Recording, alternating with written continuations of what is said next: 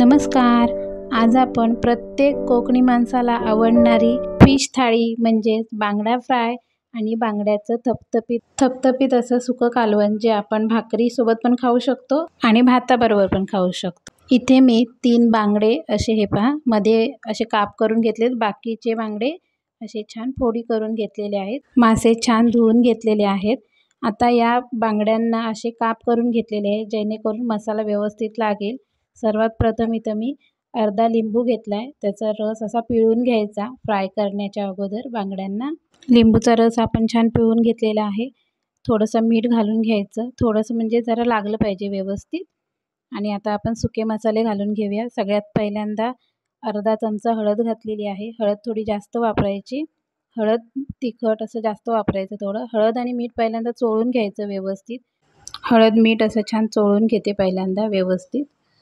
असं आपण जे काप करून घेतलेले आहेत ना बांगड्यांना त्याच्या आतमध्ये पण असं गेलं पाहिजे. असं चोळून घ्यायचं. आता बाकीचे मसाले घालून घेऊया. सर्वात पहिल्यांदा इथे मी मालवणी मसाला घालते. चमचा 1.5 चमचा असं घालायचं. तुम्हाला ज्याप्रमाणे तिखट आवडत असेल त्याप्रमाणे. मालवणी मसाला घालून झाल्यानंतर इथे मी थोडंसं घरातलं तिखट वापरले. आणि आता आपण धना जिरा पावडर थोडी घालून घ्यायची. गरम मसाला पण थोडासा घालायचा असेल तर घरगुती बनवलेला गरम मसाला मी इथे घालून घेते थोडा. आता हे सर्व मसाले छान असे चोळून घ्यायचे आपल्या बांगड्याच्या मच्छीला. आणि असं जे काप केलेत ना त्याच्यामध्ये पण जास्तीत जास्त असं घालायचा प्रयत्न करायचा. लिंबूचा रस लावल्यामुळे कसं थोडं पाणी सुटतं आणि मग मसाला पण छान ओला होतो. एक्स्ट्राचं पाणी घालायचं नाही, मग कसं एवढी चव येत नाही. थोडं लिंबूच्या रसामध्ये असं मसाला मिक्स करून लावला ना की छान चव येते फ्राय केलेल्या मच्छीला. लिंबूच्या रसाऐवजी तुमच्याकडे जर कोकम असेल तर कोकम पण वापरू शकता. आता 20 मिनटं हे बांगडे आपण एका साईडला ठेवूया जरा. तोपर्यंत आपण दुसरं जी मच्छी आहे त्याचं कालवण बनवायचं आहे, त्याची तयारी करूया.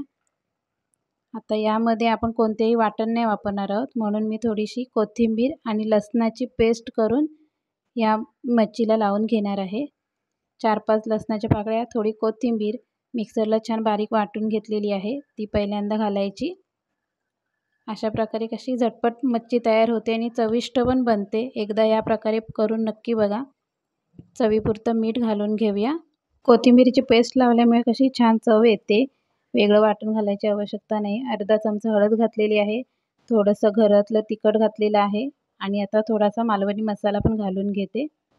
1-1.5 चमचा मालवणी मसाला घालून घ्यायचा छान.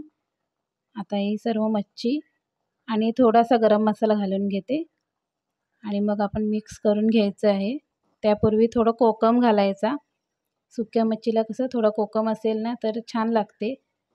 थोडं थपथपीत कालवण बनवायला बारीक करून असा कोकम घालून घ्यायचा.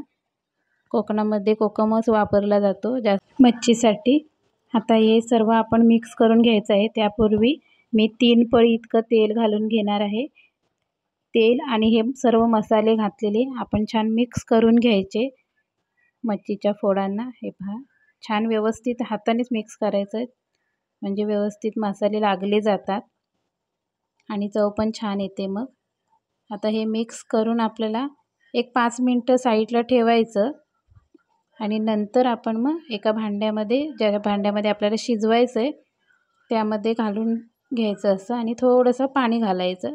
मच्छी आपली शिजेल इतपत, अगदी पण जास्त नाही घालायचं. थोडं आपल्याला जेवढं आवश्यक वाटते तेवढंच पाणी घालायचं, जास्त नाही घालायचं. आणि आता हे शिजायला ठेवूया. हे पहा आता शिजतंय हे थपथपीत कालवण.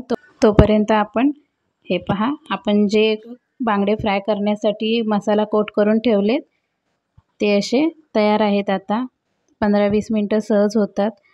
आता बांगडे फ्राय करण्यापूर्वी आपण थोडंसं इथे त्याला लावण्यासाठी कोटिंग तयार करून घेणार आहोत. तांदळाचं पीठ घेतलं आहे 3 चमचे, पोह्या खायच्या चमच्याने 3 चमचे तांदळाचं पीठ घेतलं आहे. चमचाभर बारीक रवा घेतलेला आहे.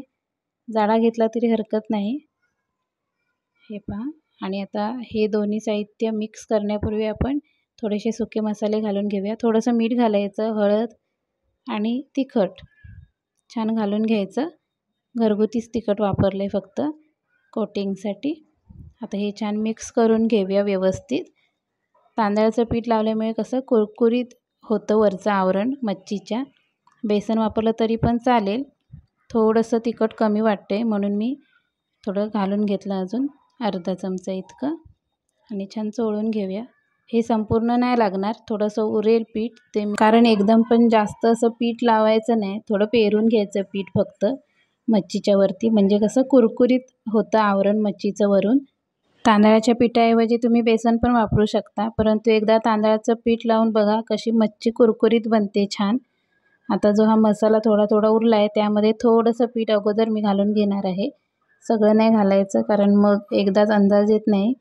त्यामध्ये जो मसाला बाजूला पडला होता ना त्याच्यातच छान असं मिक्स करून घ्यायचं, अजून छान चव येणार.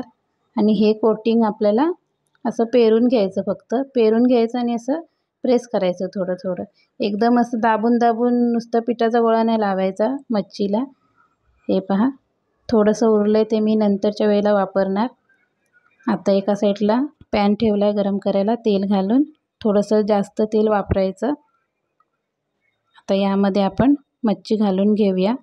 त्यापूर्वी थोडीशी ठेचलेली लसूण घालायची, फ्राय केलेल्या मच्छीला पण छान चव येते मग. आता हे बांगडे जे आपण कोटिंग करून घेतलेत पिठाने ते घालून घ्यायचे. थोडंसं तेल कमी वाटते म्हणून वरून थोडं घातलं. आता एका साईडने छान शिजले, फ्राय झाले बांगडे की मग पलटायचे आहेत. आपल्याला असं छान सुवास येतो आपल्याला मच्छी असे छान फ्राय झाल्यानंतर, मग आपण पलटून घ्यायचे एक 7-8 मिनटानंतर आणि दुसऱ्या साईडून पण छान फ्राय करून घ्यायचे. हे पहा तयार आहेत आपले बांगडे सर्व करण्यासाठी.